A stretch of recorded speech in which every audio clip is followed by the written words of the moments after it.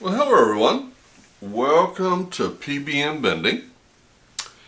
And today's show, I want to do something a little bit different. But I should apologize up front. I'm having a heck of a time with sinuses, so if I have to, I never edit, I never add or subtract from the videos. I record live and that's what we go with. So if I have to take some time to do whatever, please be patient with me. What I want to do is, on the, you know that on this video, on our videos, we talk about vending and credit and business. Now I want to talk about tonight, one of the things that we set out to do is to play a game called 800. And the point of that game was to get my credit rating from X to 800. And I was going to document it along the way to help you. Well, I originally thought it would take about a year to get there because when we started I was in the 730s, and as of right now, well, as of the last show we did a week ago, and as of right now, as far as I know, we are at 797.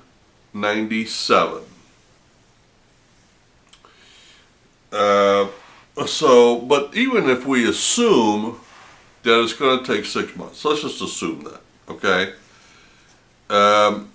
Here's my issue. I'm sorry, folks. Okay, so when we reach 800, then what? I mean, do we go to 850? And if so, why? I mean, if a rose smells great, is it possible for it to smell greater? I mean, I don't really see the point. I mean, at 797, Experian has me listed at excellent. The second one was 791, and the third one was 773. So, I'm good. So I'm trying to decide in my mind what's next. What's my next goal, the next mountain that I want to achieve? Now,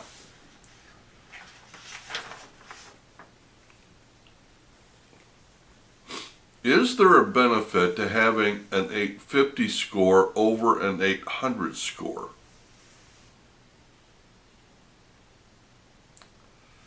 I've never had an 850 score, so I don't know the answer to that. But I'm going to guess no.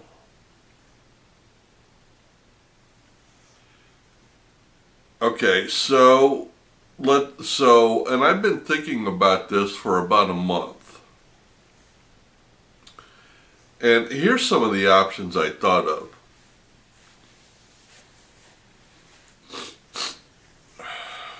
Pardon me, folks.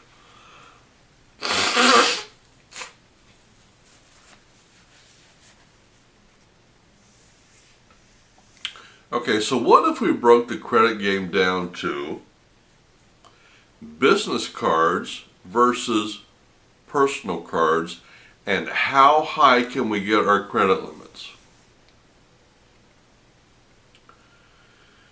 Well, based on the system that I have seen and been investigating, pretty darn high.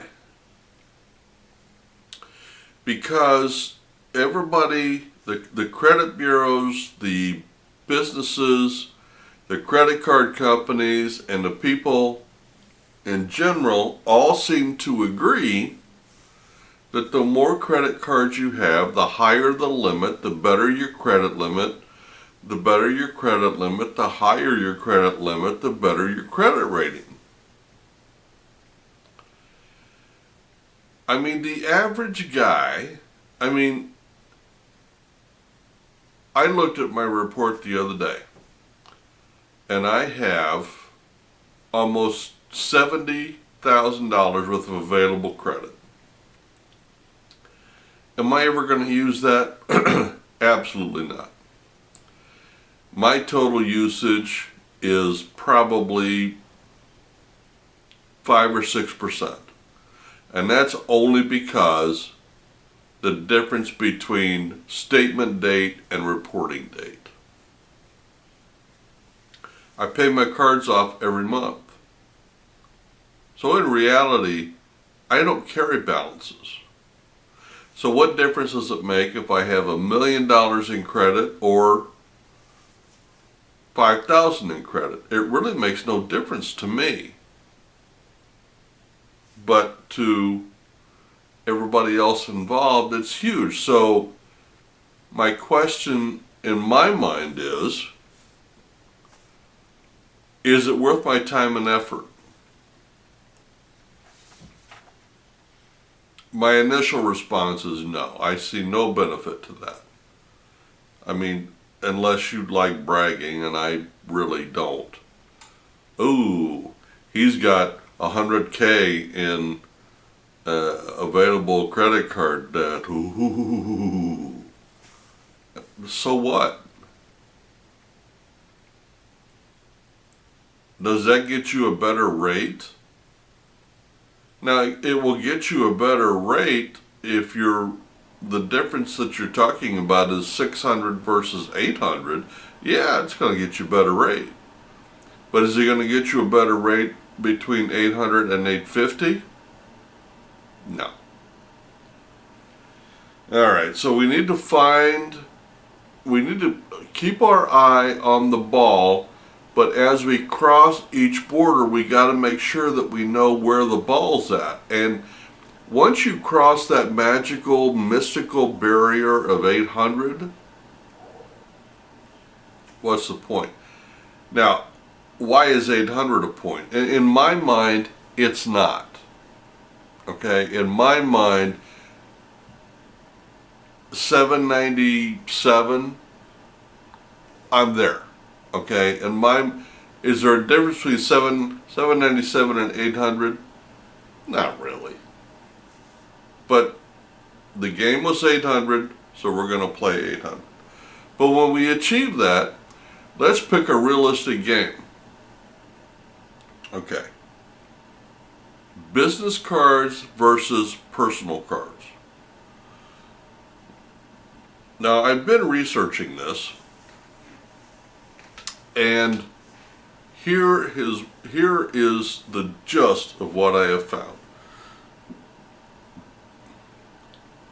My game so far with credit cards has been sign-up bonuses and cash back. That's where I'm at.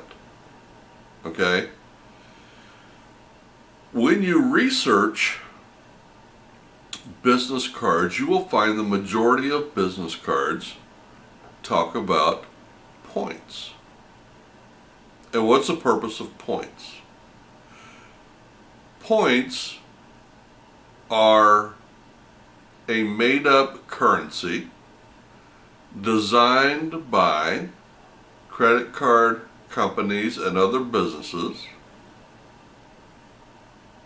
to have people use their products, to use their currency, to use their products. I got issues with that, okay? Money talks and everything else walks in my world. I'm old school, okay? That's why I'm all about sign-up bonuses, cash sign-up bonuses, and cash back. But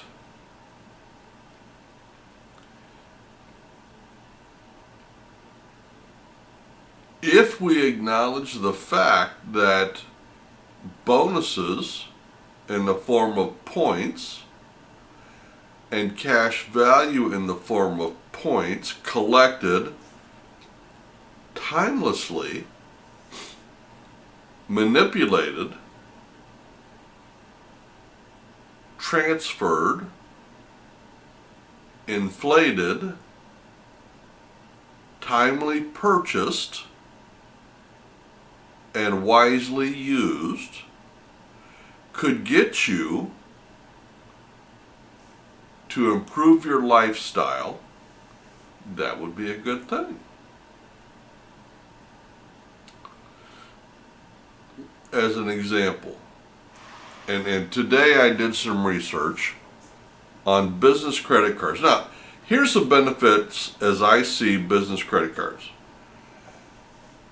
Higher credit limits, which if it doesn't reflect your credit score, I don't really get the point of that. I mean, other than it helps your business. It keeps a list of your expenses available so that when income tax time comes, all you have to produce is 12 pieces of paper for your tax people. Or sign-up bonuses. Now, I have cash back cards that will give me 6% on groceries, 5% on gas, and 2% on everything else, okay? Business credit cards, the best I have found, there are certain categories where they, like office supplies. The average small business is not going to spend that much, even if you spend a couple thousand. Okay? So, but the average points is between 1.5 and 2 points. I can get that personally, and that helps my credit rating. It doesn't do anything for my business credit rating. What's the benefit? If I want to use, as an example, let me give you the example of 2 cards I found today. The Chase Ink card. $500 cash sign-up bonus once you're approved and you spend $3,000 $3,000 in 3 months. Now, for any small business startup, $3,000 is a lot of money. I mean, our vending business has been going now for a year, and I have told you our budget. It is $400 a month. Okay, now it just so happens that because of the lockdown that we've been in, we haven't spent any money, and we have a big savings account of cash. So if I chose to do that, I could. I mean, I could go buy 5 brand new triple heads, plus candy, plus placement, and almost have the spend taken care of. So, business-wise, it's a pretty good idea. Or the other one, and I can't remember. I think it was also Chase. They had another business card, but the annual fee was like $5.95. Wow. But it had $100,000 or 100,000 points, which, as I understand, transferred to cash is $1,000, which is great. But you're spending $5.95, so you're really getting $405 in cash. So $405 out of, and and you got to spend $15,000. So $400 out of $15,000 is a very small, minuscule amount. On the Ink card, $500 to $3,000 is about somewhere between 12 and 15%. Not bad. But then you go to a regular, one of those regular personal cards that I got, like the American Express one I'm working on now, is $300 cash back for $1,000 spent in 3 months. That's 30%. Now for a small business, do I want 30%, 12%, or minuscule percent? You see my issue? Alright, well that's one of them. The difference between cash and points. So let's say that I decide that I want to do the points game. I mean, that seems to be the game that everybody's playing. Alright? So let's say that I decide I wanted to do that. Why would I do that? Because I want to travel. I like traveling. When I was married the first time, I traveled all the time. When I was a kid, I traveled all the time. I love travel. But the difference between then and now is I'm 60 years old. And I have no mate. Is it really worth my time and effort and trouble and expense to build up and travel by myself? Now, the answer is I don't know. But I know that in order to get, if that's the game I choose, then I have a big learning curve. And here's why. In order, I made notes.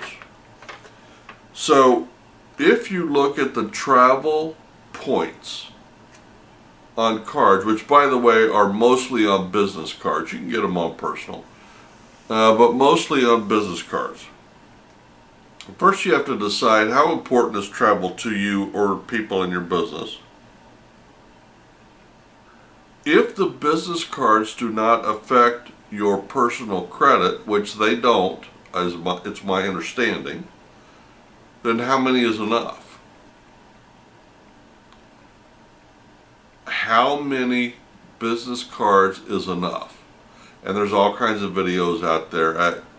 But in my mind, I'm thinking at some point there has to be an end game.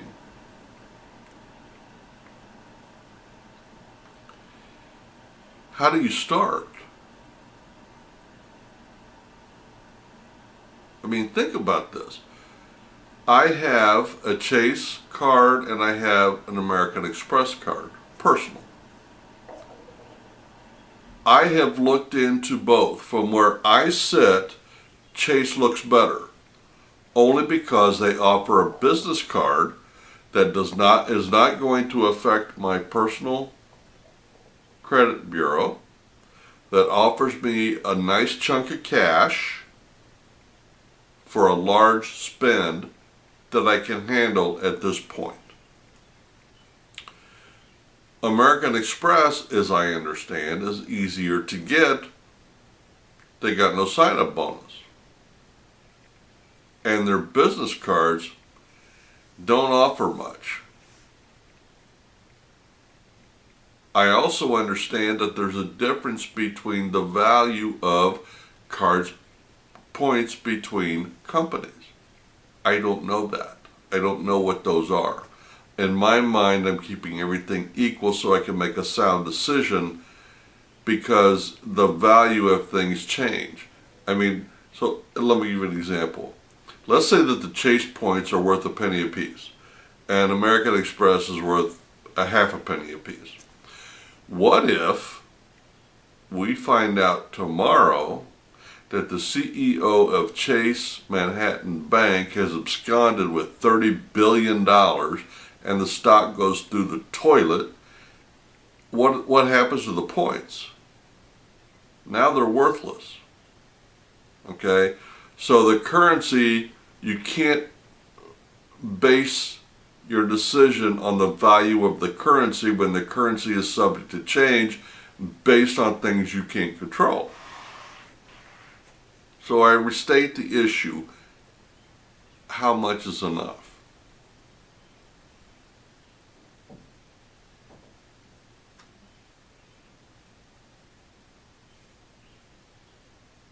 Now,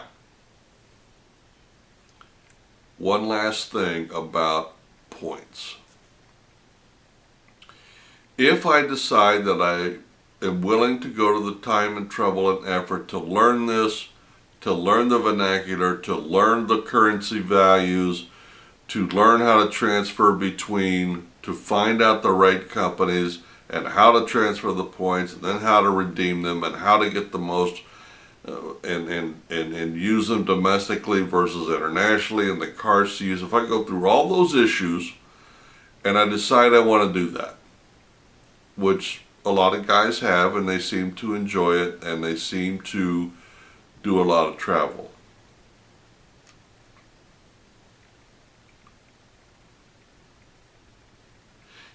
Is, for me, going to a beach and enjoying the salt water and time off, that's a vacation for me.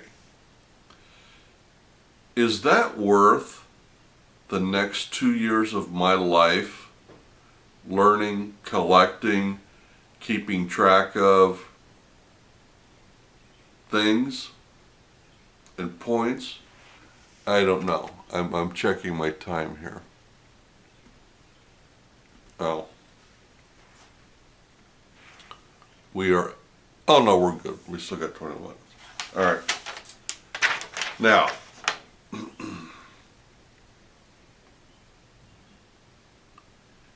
so let's say that I decide I don't want to do points, but I want to pursue business because it can help my business and keep my records straight, but I still want to accumulate cash, sign-up bonuses, and rewards.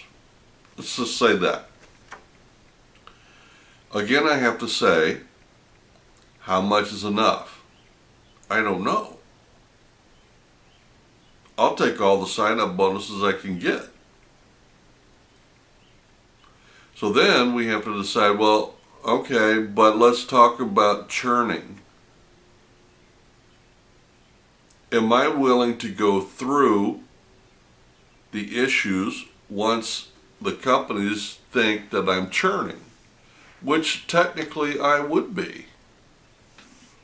Not because I want to hurt anybody, not because I want to do anything wrong, but because if you're going to offer me a piece of bread and I take the piece of bread, is that wrong? What if 45 people offer me a piece of bread and I accept it from everybody? Am I wrong? But the problem is, in the credit industry, the answer is yes. And it's clearly subjective. Chase has got a 524 rule. I don't know where I'm at on that scale. I think I have 3 in 24 months. I think. Which means I need to decide the smart move to make before I make the next move. Now I want to end this just by telling you I have no idea where I'm going or what I'm doing. But I want to give it some thought. I'd love your input. My instinct tells me sign-up bonuses and cash back is where it's at.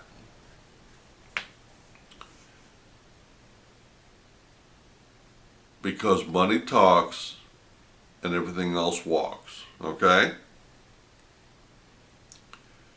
However, I would like to travel. Now, I may be alone for the rest of my life, and I may not. I don't know where I'll be in 2 years when it takes me to get enough points. I mean, what if I go sign up for that Chase credit card, whichever one it was, that had $100,000 points, and I'm willing to pay the $595 annual fee. 100,000 points will buy. Okay, so I'm going to pay $595, but I'm going to get $1,000 worth of spend. I mean, that's basically a half-price plane ticket. I have to jump through some hoops, but it's still a half price. Do I want to do that? And the answer is, I don't know.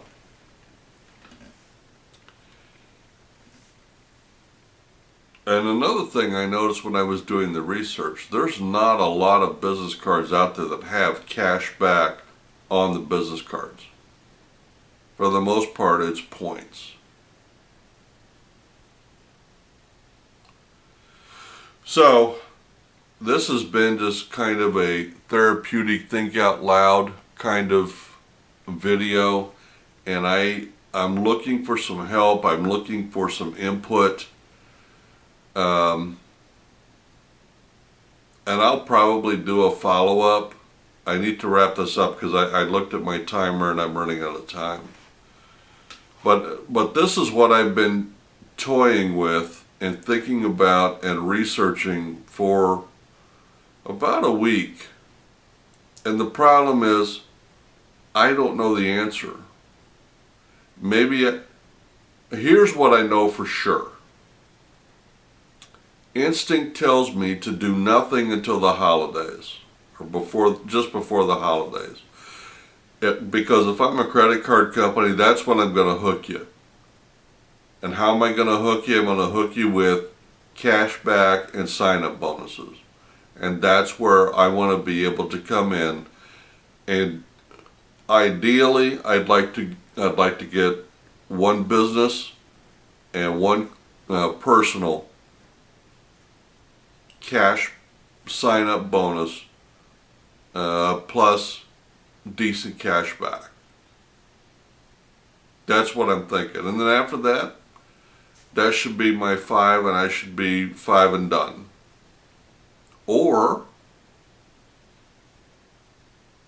we could start pursuing only business and collecting points. Which is more important? And the answer is, I don't know.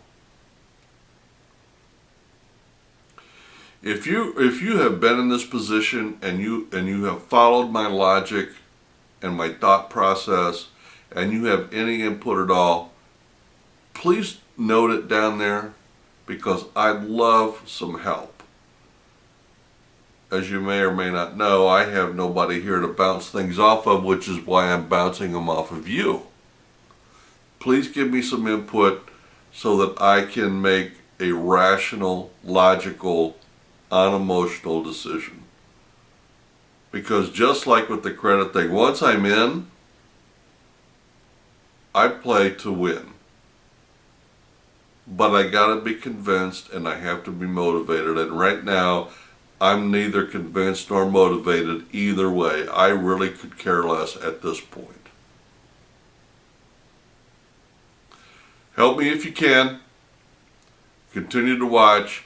Oh, and I'm supposed to say smash the like button. It's a thing.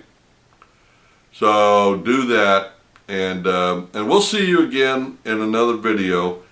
Thank you for watching. I hope you can help, and I hope that me verbalizing these things will help you to follow a logical path to achieve what you want to achieve. You guys are awesome. Keep it up. Happy vending, and we'll see you on the next video.